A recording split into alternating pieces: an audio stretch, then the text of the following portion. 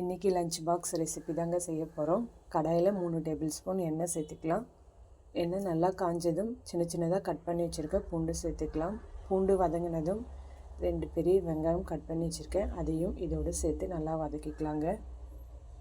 இதோட சின்ன சின்னதாக கட் பண்ணி வச்சுருக்க பீன்ஸ், கேரட், கொடமிளகா, முட்டைக்கோஸ் இது எல்லாத்தையும் சேர்த்து நல்லா வதக்கிக்கலாங்க.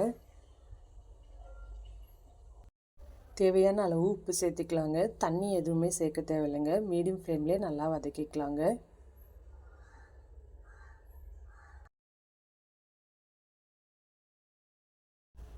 மீடியம் ஃப்ளேம்லேயே வச்சு வதக்கிறதுனால காயில் இருக்க தண்ணியிலேயே காயெல்லாம் நல்லா வெந்துருங்க.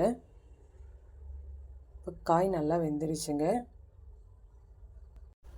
இதோட நான் முட்டை சேர்த்துக்கிறேன்.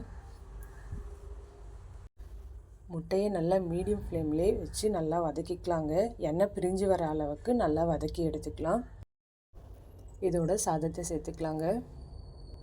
காரத்துக்கேற்ப மிளகுத்தூள், 1/4 டீஸ்பூன் கரம் மசாலா சேர்த்து நல்லா மீடியம் ஃப்ளேமில் கலந்து விடலாங்க. நீங்கள் ரைஸுக்கு பதிலாக வேக வச்ச சேமியாவும் சேர்த்துக்கலாங்க. நம்ம வீடியோ பிடிச்சிருந்தால் சப்ஸ்கிரைப் பண்ணுங்கள். சப்ஸ்கிரைப் பண்ண அனைவருக்கும் நன்றி.